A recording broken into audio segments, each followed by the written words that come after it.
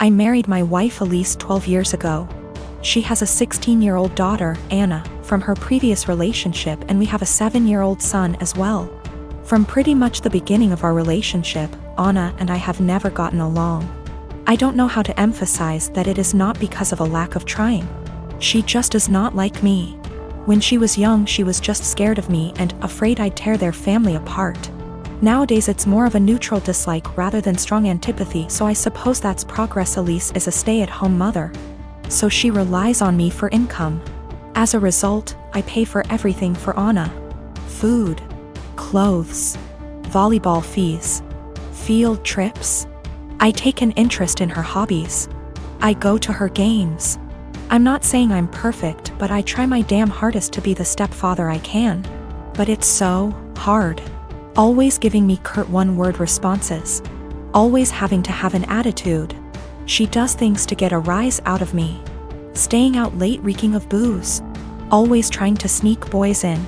Typical rebellious stuff. But I always let her know I love her and I'm there for her in hopes of her shithead teenager phase passes. The opposite is true for her biological father. She adores him. Can't tell you why. He never goes to her games, always makes excuses for why he doesn't want to see her. He forgot her birthday last month and she cried herself to sleep. Well, anyways, Friday, I came to her room to check her phone and read her messages, not a permanent thing. But she's been caught sneaking out twice in the last month, so this is her punishment. I ask for the phone, she says, "No, I'm tired of you checking my shit, leave me alone." I tell her I'm not asking again and she goes, "Just off already. You're not my real dad. You never have been. Stop acting like you can tell me what to do," before getting up and slamming the door. Like I said, guys, I'm tired. Tired of the blatant disrespect. Of being the verbal punching bag while still providing more for her than anyone else in her family. We haven't really talked since until this morning during breakfast. She asked if I could pay for her plane tickets so she could see her boyfriend cross-state. Like I said, her mom doesn't work and her dad is a POS, so I normally would be the one to cough up the money. Not this time. I responded, "Go ask your real dad." I could tell she was hurt. Tears swelled up from her face and she excused herself from the table. My wife took me aside later and said my comment was extremely disrespectful. I said if anything's disrespectful, it's her treating me like a doormat and a credit card. And I will no longer tolerate this treatment in my house. I told her we don't have to be friends. But if she can't at least be cordial to me or respect my position as an authority figure, she can find someone else to pay for her non-essentials. Background: my grandparents have always been a big part of my life, as have the rest of my family. They had 5 children, including my father, and 13 grandchildren, 6 great-grandchildren. My grandparents are quite rich. They had 3 businesses until last year when my grandfather died. I am the child of my grandchildren and have always been very close to them. My grandma used to babysit me until I could go to kindergarten. I wrap Christmas presents for her every year. I decorate their house, and I worked at their bar on Fridays in college, no pay, as they are too old to do these things themselves. All this was offered to my cousins, but they never helped. My grandparents ran a show horse farm for over 40 years. It was what my father took with him and I quickly began to love. I used to go every weekend with my grandma up until high school when I started studying. Even though I don't ride horses anymore, my dad and I go to clean the stalls and look after the horses every week when my grandparents are away on trips. Usually once every 2 months. My grandparents were a huge part of my life. Problem: my grandmother died 4 weeks ago. It was devastating. My grandmother left my aunts, uncles, and dad about $85,000 each. Money for which she and my grandfather worked very, very hard. It was expected. What was not expected was that they would leave me just over $45,000 along with some other valuables. I was honestly shocked. All my cousins received about $2,000 each and a few trinkets. Obviously you can see where it was going. My aunts and uncles were at the reading when I was told, so they told their children. Everyone except the parents is furious. My cousins, who are already adults, demand that I divide them equally. I don't feel like I should. I was very close to my grandparents and did a lot for them, but it's hard. My family is very tight-knit and we have holidays / monthly parties / dinners / etc. together, every year. I never expected money to tear us apart. This money can change a lot for me. I could pay off my $10,000 student loan and put the rest into my upcoming wedding / future kids / savings account. A small part of me wants to share it equally, just to have everyone together. But there was a reason they left this to me. They didn't do it to hurt anyone. I was the only one who visited them and helped them. None of them took the time to see them, except for family gatherings. But no one understands this except my parents. It seems to me that I alone destroy the family. My aunts and uncles won't talk to my father until I split the money, and my cousins won't talk to me. I only have a student loan and a car payment, so I don't have much debt, but it could give me a comfortable future. They all keep throwing in my face that they have families, house payments, college to pay for, etc. They keep saying I've been planning this for a long time, but I really didn't. I loved my grandparents. My fiancé tells me to forget about them and do what's best for me, but I'm a big family man. I don't want to split the money, that could really help me, but I feel like they can play with me, forcing me to choose between them and this. My parents also want me to keep the money for myself, as they think my family members are being ridiculous and demanding it. Is it right for me to keep that much? I feel like I deserve it. Is it right for me to put this money on my family? Or are the people I've been so close to all my life taking advantage of me? $45,000 versus $2,000 is a huge difference. P.S. There is more in the will than I explained. Houses, classic cars, horses, farm, land, CDs, etc. The cash / checking accounts I was given is the only thing that seems to be a problem for everyone. I have inherited more money than my cousins. They demand that I divide it equally between them or never speak to them again.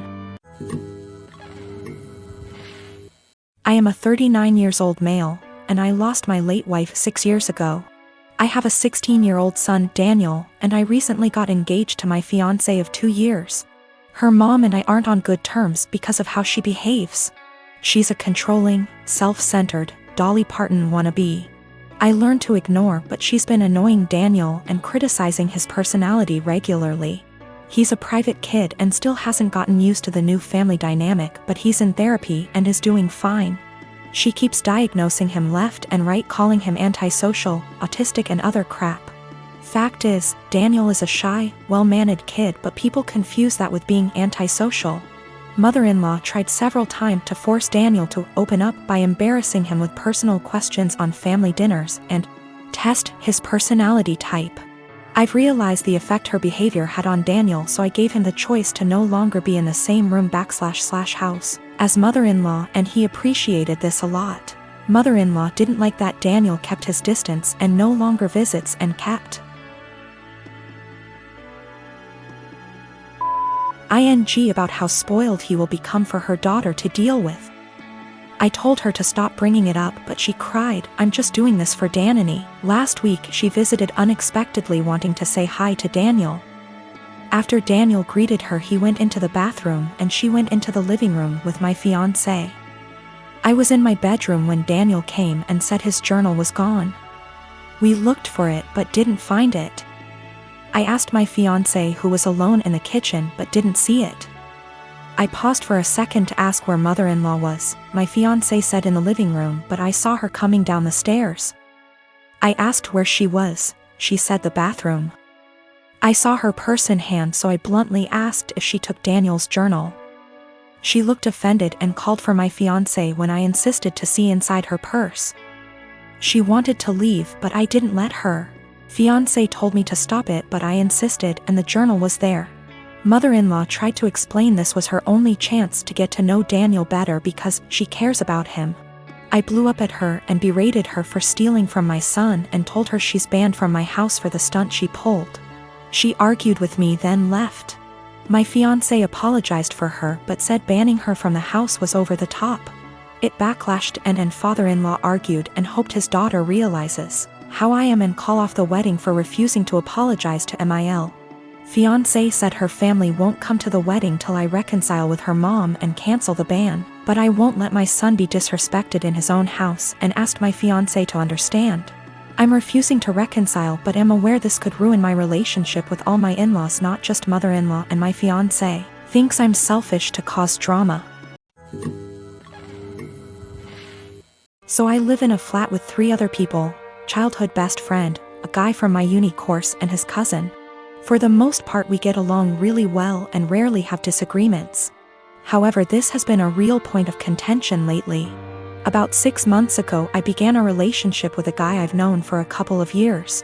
I know it's still a fairly new relationship, but I really like him, he makes me really happy and we're pretty serious about each other. Up until recently, he would come visit me at my flat 3 to 4 times a week. This was mostly due to the fact that I have chronic fatigue and going on proper dates can be really challenging for me. Instead of going out to dinner or a film or whatever, we'd just chill in my room or the living room, watch TV and get takeout or cook together. I didn't really consult anyone about this Bex. All the other flatmates have their partners over as often if not more so, and B, he rarely spends the night and usually leaves before 10 p.m. because of his work schedule. So the issue, 2 weeks ago, comes to me and tells me that I need to stop having my boyfriend over because it's starting to get annoying.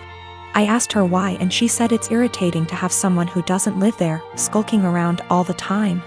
I pointed out that her boyfriend sleeps over 3 nights a week and thus is here more often than mine, and she claimed that was different because they've been together for 11 years and are moving in together once her lease is up.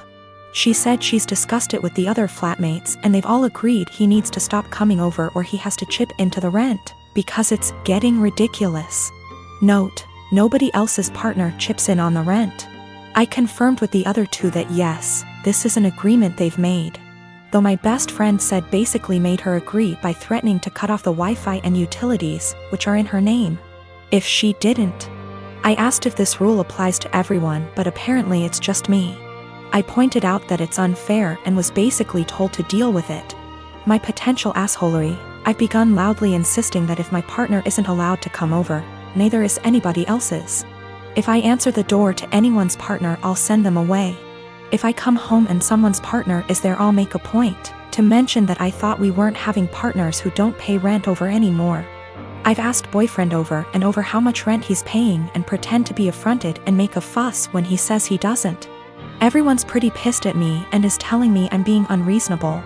I know I'm being petty, but I think it's unreasonable that there's one rule for me and another for everyone else, and I'm trying to make that point. Am I really the asshole here? Some questions people keep asking. If I knew of something my boyfriend was doing to be annoying / if anyone had told me that he was doing something, I'd have included it. I'm not aware of anything he does, and when I ask why doesn't like him, I just get a shrug and just do. I will also state I'm bi, and she's never had an issue with any female partners I've had. We don't hang out in the living room much. We literally only use it if there's something we want to watch that I can't get on my bedroom TV and there's nobody else in there. We use the kitchen more often than the living room, but honestly even that isn't that often. We eat far too much takeout pizza rip. A lot of people seem confused, so just clearing up who's who in the situation. The one who brought all this up is not my best friend. Not to get too much into a tangent, but basically just over a year ago I was moving out of halls at university and was looking for a new place, so we decided to move in together. At the same time, a dude from my course was looking for a flat share. We couldn't find a 3-bed but found a really nice 4-bed, and he mentioned his cousin was also looking for somewhere to live, so she got on board too. I only met her last year and we don't really know each other very well.